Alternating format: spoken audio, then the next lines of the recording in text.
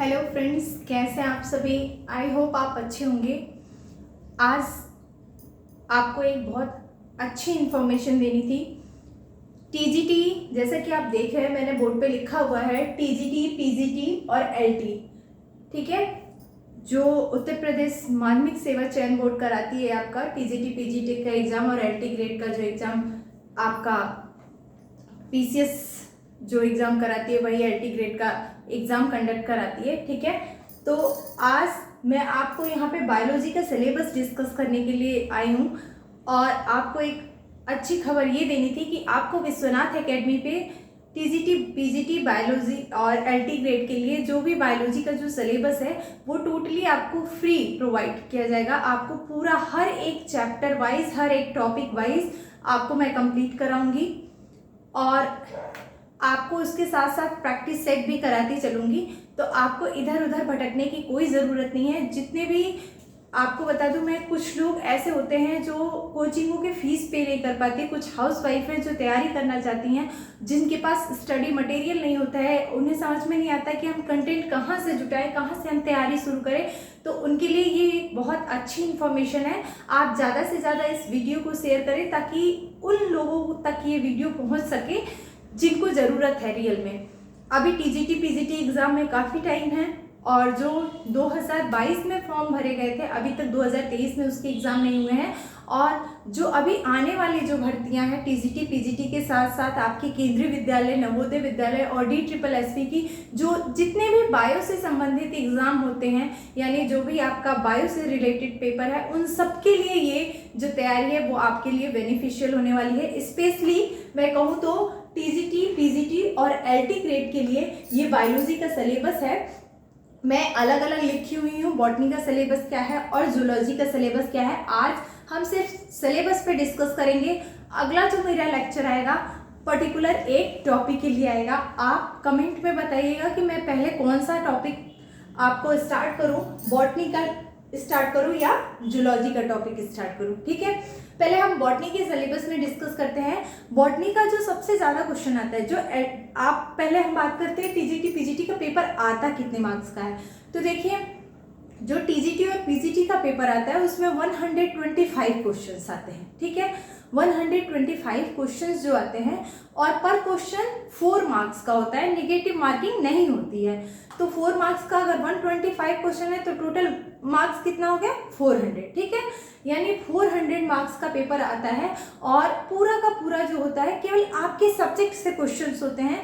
बिल्कुल कोई क्वेश्चन या जीएस का कहे, हम जीके का कहें, कोई और क्वेश्चन नहीं होता है। जो 125 क्वेश्चन होंगे आपका 62 से 63 क्वेश्चन बॉटनी से और सेम उतना ही 62 या 63 क्वेश्चन जूलॉजी से, यानी टोटल उनको 125 क्वेश्चन पूछने रहते हैं। ठीक है, और उसका टोटल मार्क्स कितना होता है 400 मार्क्स, नेगेटिव मार्किंग नहीं होती है।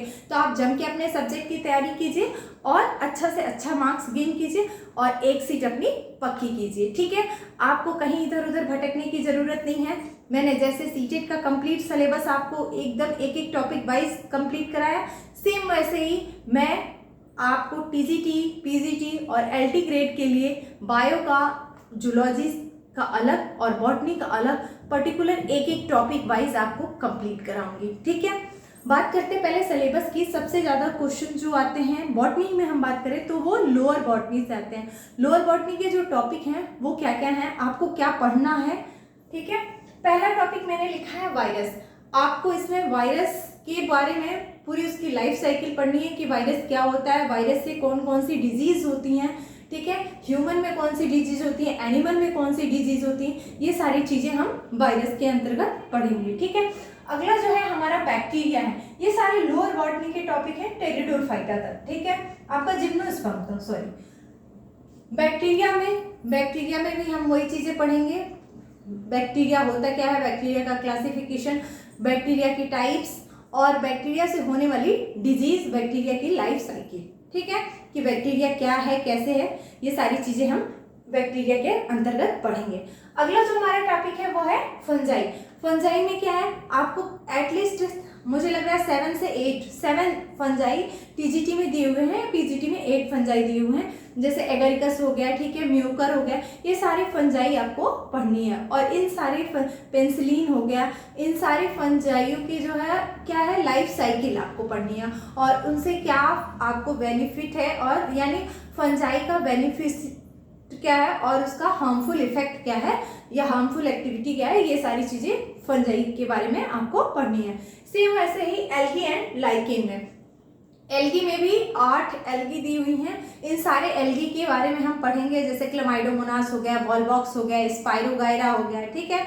इन सब के बारे में हम डिटेल में लाइफ साइकिल पढ़ेंगे और उसके बाद से एल्गी का क्या बेनिफिट है और क्या हार्मफुल इफेक्ट है इसको भी हम जानेंगे। अगला जो हमारा टॉपिक है वो है ब्रायोफाइटा। ब्रायोफाइटा का क्लासिफिकेशन हम पढ़ेंगे, उसके बाद रिक्सिया, मार्केंसिया, इन सब की, एंथोसिरॉस, इन सब की लाइफ साइकिल को भी हम डिस्कस करेंगे। अगला हमारा टॉपिक है टेरिडोफाइटा, ठीक है। टेरिडोफाइटा में भी हम जो स्टीलर सिस्टम है किसने डेवलप किया, ठीक है, स्टीलर थ्योरी क्या है, इन सब के बारे में और जो भी टेरिडोफाइटा आपके सिलेबस में दिए हुए हैं, ठीक है, जैसे राइनिया दिया हुआ है, सिलेजिनेला दिया है, मार्केंसिया दिया है, ठीक, इन सबको हम डिस्कस करेंगे, ठीक। ये हुआ टेरिडोफाइटा की बात। उसके बाद बात करेंगे जिम्नोस्पर्म की। कुछ जिम्नोस्पर्म्स भी आप में दिए हुए हैं सिलेबस में, 3 या 4 दिए हुए हैं जिम्नोस्पर्म। उन जिम्नोस्पर्म की भी हम लाइफ साइकिल को पढ़ेंगे, ठीक। अगला बात करेंगे हम एंजियोस्पर्म। एंजियोस्पर्म के अलग अलग टॉपिक दिए हुए हैं, जैसे पहला टॉपिक है एंजियोस्पर्म के अंतर्गत आपको उसकी क्या पढ़नी है, टेक्सोनॉमी एंड मॉर्फोलॉजी, यानी एंजियोस्पर्म की टेक्सोनॉमी कैसी है, मॉर्फोलॉजी क्या है, उसकी एनाटॉमी भी पढ़नी है आपको, ठीक है, और उसकी एम्ब्रियोलॉजी भी पढ़नी है, ठीक। तो ये एंजियोस्पर्म के अंतर्गत ये तीनों टॉपिक को मैं आपको बताऊंगी। अगला जो हमारा टॉपिक है प्लांट फिजियोलॉजी, ये बड़ा ही लंबा टॉपिक है, इसमें मैंने टॉपिक नोट नहीं किए हुए हैं, लेकिन इसमें आपको ट्रांसपीरेशन और सेलुलर रिस्पिरेशन, ठीक है, गटेशन, फोटोपीरियोडिज्म, प्लांट हार्मोन, ये सारे टॉपिक आपको प्लांट फिजियोलॉजी में आ जाएंगे, ठीक है। यानी प्लांट हार्मोन में आपका ऑक्सीन, जिब्रेलिन और साइटोकाइनिन, इथेलिन, ठीक है, ये सारे प्लांट हार्मोन, इनके क्या इफेक्ट होते हैं प्लांट पे। फिर वैसे ही फोटोपीरियोडिज्म, यानी कब लाइट पड़ती है तो प्लांट किस डायरेक्शन में मुड़ता है, ठीक है। ट्रांसपीरेशन पढ़ेंगे, गटेशन पढ़ेंगे और सेलुलर रेस्पिरेशन पढ़ेंगे, जिसमें हम ईएमपी पाथवे, ये सारी चीज़ों को हम डिस्कस करेंगे। क्रेब्स साइकिल हो गया, C3 साइकिल, C4 साइकिल, इन सबको, यानी ये चैप्टर जो है वो थोड़ा सा बड़ा होगा, इसमें हम सारी चीज़ों को डिस्कस करेंगे, ठीक। अगला जो है हमारा है वो है साइटोलॉजी। साइटोलॉजी और जेनेटिक्स, ये जो दोनों टॉपिक है वो कॉमन है, आपको जूलॉजी में भी देखने को मिलेगा और बॉटनी में भी देखने को मिलेगा, इसलिए मैंने इसको एक ही जगह पे नोट किया है, क्योंकि जो चीज़ आप बॉटनी में पढ़ेंगे वही चीज़ जूलॉजी में भी पढ़ेंगे, ठीक है। तो साइटोलॉजी और जेनेटिक्स दोनों टॉपिक कॉमन है इसमें, और इकोलॉजी का भी, यानी पारिस्थितिकी तंत्र, इकोलॉजी को कहे तो हम हिंदी में पारिस्थितिकी तंत्र कहते हैं, ये दोनों चीजें क्या है, कॉमन है, ठीक। साइटोलॉजी की हम बात करें तो साइटोलॉजी में आप सेल साइकिल पढ़ेंगे, ठीक है, माइटोसिस, मियोसिस और प्लांट सेल, एनिमल सेल, इसके बारे में हम विस्तृत रूप से अध्ययन करेंगे। अगला जो हमारा टॉपिक है जेनेटिक्स। जेनेटिक्स में आप मेंडेलियन जेनेटिक्स को डिस्कशन करेंगे हम, और जेनेटिक्स होता क्या है, जेनेटिक इंजीनियरिंग क्या है, इन सब के बारे में भी हम थोड़ा बहुत पढ़ेंगे, ठीक है। इस चैप्टर में जो जो टॉपिक दिया हुआ है उस पूरे टॉपिक को डिटेल से मैं आपको बताऊंगी।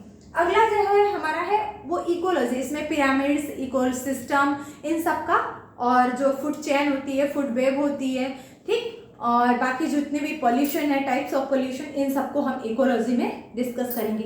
एक टॉपिक है इकोनॉमिक बॉटनी। इकोनॉमिक बॉटनी भी आपका इसी में आ जाएगा, एंजियोस्पर्म के ही अंतर्गत हम पढ़ेंगे। उसमें जैसे कहने का मतलब जब आप फैमिली पढ़ेंगे, जैसे ही फैमिली खत्म होगी, यानी टैक्सोनॉमी का जो टॉपिक है आप में बहुत सारी फैमिली दी हुई है, ठीक है, पोएसी है आपका, रोजेसी फैमिली है, ठीक है, लेग्यूमिनेसी है, मालवेसी है, तो ये जितनी भी सारी फैमिली है वो फैमिली खत्म होने के बाद मैं आपको इकोनॉमिक बॉटनी पढ़ाऊंगी। इकोनॉमिक बॉटनी का मतलब प्लांट का क्या यूज है लाइफ में, ठीक है, और उस प्लांट के जो बॉटनिकल नेम होते हैं और उसका क्या यूज है और इसके किस पार्ट का आप यूज करते हैं, ठीक है, उसको हम डिस्कशन करेंगे। अगला जो सिलेबस डिस्कशन है वो है जूलॉजी का, मैंने लिखा हुआ है। जूलॉजी में जो सबसे ज़्यादा क्वेश्चन उठते हैं, समझ लीजिए अगर 62 क्वेश्चन आ रहा है जूलॉजी से और 63 क्वेश्चन आ रहा है आपका बॉटनी से, तो सबसे ज़्यादा जो क्वेश्चन उठते हैं वो लोअर बॉटनी से, यानी आपका जिम्नोस्पर्म तक सबसे ज़्यादा क्वेश्चन उठने की संभावना रहती है। यानी समझ लीजिए 40 नंबर तक के क्वेश्चन आपके जिम्नोस्पर्म से ही पूछ लिए जाते हैं। बाकी जो 20 नंबर के क्वेश्चन होते हैं वो इन सारे टॉपिक से उठाए जाते हैं। वैसे ही जूलॉजी में जो 63 क्वेश्चन आते हैं, समझिए उन 63 क्वेश्चन में से सबसे ज़्यादा क्वेश्चन जो होते हैं वो नॉन कॉर्डेट से पूछे जाते हैं। 35 to 37 क्वेश्चन आपको नॉन कॉर्डेट से देखने को मिलते हैं, और उसके बाद से आपको एनिमल फिजियोलॉजी से, उसके बाद कॉर्डेट से आते हैं क्वेश्चन। ठीक है, तो पहले हम नॉन कॉर्डेट्स के बारे में पढ़ेंगे। नॉन कॉर्डेट्स में आपको कुछ चीज़ें पढ़नी है, जैसे प्रोटोजोआ। ठीक है, ये प्रोटोजोआ में आपको किसके किसके बारे में पढ़ना है, अमीबा के बारे में पढ़ना है, प्लाज्मोडियम के बारे में पढ़ना है, यानी प्लाज्मोडियम की लाइफ साइकिल पढ़नी है आपको कि वो लीवर में कौन से स्टेज में रहता है, साइज एंड रिंग स्टेज क्या है। ठीक है, इन सारी चीज़ों को हम डिस्कस करेंगे। अगला जो है वो पैरामीशियम के बारे में पढ़ना है कि पैरामीशियम क्या है, उसकी लाइफ साइकिल क्या है, और जुगलीना के बारे में पढ़ना है। ठीक है, सेम वैसे ही पोरीफेरा में आपको किसके किसके बारे में पढ़ना है, ल्यूकोसोलेनिया और साइकॉन के बारे में स्टडी करनी है। ठीक, सीलेंट्रेटा में आपको हाइड्रा, ओबिलिया और ऑरेलिया के बारे में पढ़ना है। इनकी लाइफ साइकिल, हाइड्रा क्या है, कैसे है, ठीक है, और ओबिलिया, इन सब से क्वेश्चन हर साल पूछे जाते हैं। ठीक है, तो इसलिए इनकी लाइफ साइकिल को हम एकदम ब्रीफली से डिस्कशन करेंगे ताकि एक भी क्वेश्चन छूटे ना। अगला जो है वो प्लेटीहेल्मिन्थीज है। प्लेटीहेल्मिन्थीज में आप फैसियोला हिपेटिका और टीनिया सोलियम के बारे में पढ़ेंगे, उसकी लाइफ साइकिल के बारे में पढ़ेंगे। और वैसे ही एसके हेल्मिन्थीज में आप स्कैरिस के बारे में पढ़ेंगे, और हेल्मिन्थीज डिजीज क्या होती हैं, यानी उनसे कौन कौन सी डिजीज कॉज होती है, इसके बारे में भी हम डिस्कशन करेंगे। अगला है एनेलिडा। एनेलिडा में किसके किसके बारे में पढ़ना है आपको, नेरिस और लीच जिसे हम जोंक कहते हैं, और फेरेटिमा पोस्थुमा यानी जिसे हम केचुआ कहते हैं। ठीक है, उसके बारे में, अर्थवॉर्म जिसे हम कहते हैं इंडियन अर्थवॉर्म, फेरेटिमा पोस्थुमा, उसके बारे में हम डिस्कशन करेंगे।